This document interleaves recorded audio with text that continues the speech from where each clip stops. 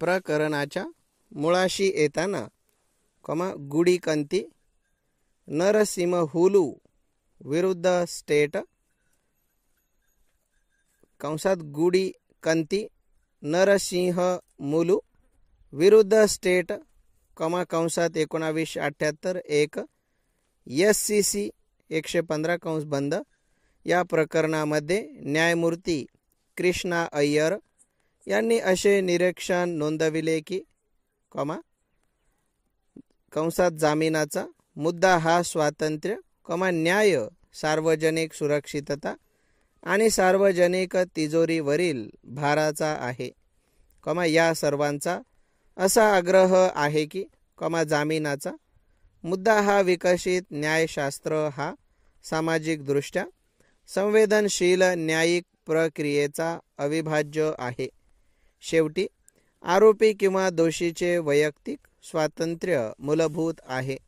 केवळ कायद्याद्वारे स्थापित केलेल्या प्रक्रियेच्या संदर्भात कायदेशीर ग्रहण सहन करावे लागेल हे कलम 21 चे शेवटचे 4 शब्द हे त्या मानवी हक्काचे जीवन आहे। पॅरा गुरुचरण सिंग विरुद्ध स्टेट कंसात UT ऑफ दिल्ली कंस बंद कंसात गुरुचरण सिंग विरुद्ध स्टेट कंसात UT ऑफ दिल्ली कंस बंद 1978 एक SCC 118/1978 SCC 41 कंस बंद मध्ये न्यायमूर्ती गोस्वामी यांनी असे निरीक्षण नोंदविले आणि जे न्यायालयाच्या वतीने बोलले की कंसात SCC P 129 पॅरा नंबर 29 कंस बंद पॅरा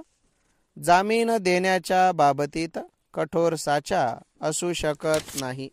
फुलशा जामीन मंजूर करणे किंवा रद्द करण्याच्या न्यायालयीन स्वेच्छा निर्णयाचा वापर प्रत्येक प्रकरणातील आणि परिस्थितीवर अवलंबून असतो। पॅरा अमेरिकन न्यायशास्त्रात कंसात दुसरा वॉल 8 P 806 पॅरा 39 कंस बंद मध्ये असे म्हटले आहे की प्रत्येक विशिष्ट प्रकरणातील तथ्ये आणि परिस्थितीनुसार जेथे जामीन मंजूर करणे न्यायालयाच्या स्वेच्छा निर्णयानुसार असते तेथे मंजुरी किंवा नकार मोठ्या प्रमाणात नियंत्रित केला जातो। फुलशॉप आरोपीला ताब्यात घेण्याचा किंवा तुरुंगात ठेवण्याचा उद्देश म्हणजे त्याची हजेरी सुरक्षित करणे आणि न्यायालयाच्या अधिकार क्षेत्रात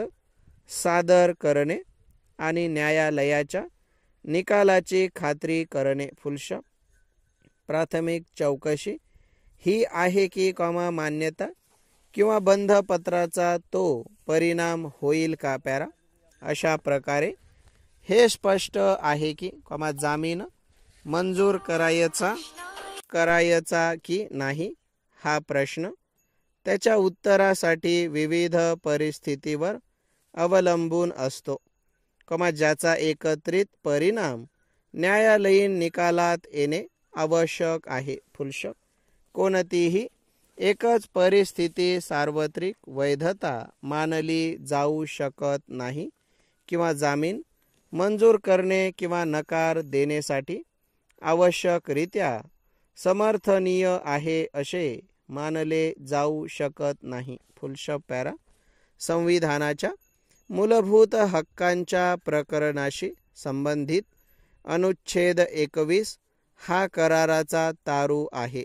फुलशॉप हे भारतातील नागरिकांच्या आणि इतर व्यक्तींच्या जीवनाच्या आणि वैयक्तिक स्वातंत्र्याच्या अधिकारांपेक्षा कमी पवित्रतेशी संबंधित नाही। फुलशॉप मूलभूत हक्क प्रकरणातील कंसात कलम 20 सह कंस बंद हा एकमेव लेख आहे जो आणीबाणीच्या परिस्थितीतही निलंबित केला जाऊ शकत नाही। फुलशॉप राज्यघटनेचे अनुच्छेद 359 कंसात 1 सध्या अनुच्छेद 21 हे म्हणे का गांधी विरुद्ध युनियन ऑफ इंडिया कंसात मनेका गांधी विरुद्ध युनियन ऑफ इंडिया कंसात 1978 एक SCC 248 कंस बंद नंतरच्या मोठ्या प्रमाणातील मूलभूत आणि प्रक्रियात्मक अधिकारांचे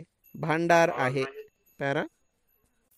या न्यायालयाने संजय चंद्रा विरुद्ध CBI कंसात 2012 एक SCC 40, या प्रकरणामध्ये असे निरीक्षण नोंदविले की पॅरा जामीन अर्जामध्ये साधारणपणे सुरुवातीच्या काळापासून असे नमूद केले गेले आहे की जामिनाचा उद्देश आरोपी व्यक्तीला त्याच्या खटल्याच्या वेळी रास्त रकमेच्या जामिनाद्वारे हजर करणे हा आहे. फुलशप. जामिनेचा उद्देश दंडात्मक किंवा प्रतिबंधात्मक नाही. फुलशप. जेव्हा आरोपीस बोलावले जाईल त्यावेळेस तो त्याच्या न्याय चौकशीस सामोरे जाईल याची खात्री करणे जोपर्यंत आवश्यक नाही तोपर्यंत स्वातंत्र्यापासून वंचित राहणे ही शिक्षा मानली जाणे आवश्यक आहे. फुलशप. न्यायालय या तत्वाचा जास्त आदर करतात की दोषी ठरल्यानंतर शिक्षा सुरू होते आणि जोपर्यंत योग्यरित्या न्याय चौकशी होत नाही आणि सदर व्यक्ती योग्यरित्या दोषी आढळून येत नाही तोपर्यंत प्रत्येक व्यक्ती निर्दोष आहे असे मानले जाते. पॅरा. सुरुवातीच्या काळापासून ह्या बाबींचे कौतुक केले जात होते की खटला पूर्ण होईपर्यंत संस्थानबद्ध करून ठेवणे हे मोठ्या अडचणीचे कारण असू शकते. फुलशप. वेळोवेळी गरज अशी मागणी करते की काही दोषी व्यक्तींना खटल्याच्या वेळी उपस्थिती सुनिश्चित करण्यासाठी खटल्यापर्यंत कोठडीत ठेवले जावे. परंतु अशा प्रकरणांमध्ये आवश्यकता ही परिणामकारक चाचणी आहे. फुलशप. या देशात राज्यघटनेतील वैयक्तिक स्वातंत्र्याच्या संकल्पनेच्या अगदी विरुद्ध आहे की कोणत्याही व्यक्तीला कोणत्याही प्रकरणात शिक्षा झाली ज्यावर त्याला दोषी ठरवले गेले नाही किंवा कोणत्याही परिस्थितीत केवळ स्वातंत्र्य सोडले तर तो साक्षीदारांना विलोभन देईल या विश्वासाने त्याला त्याच्या स्वातंत्र्यापासून वंचित ठेवले जावे केवळ सर्वात विलक्षण परिस्थितीत. स्टॉप.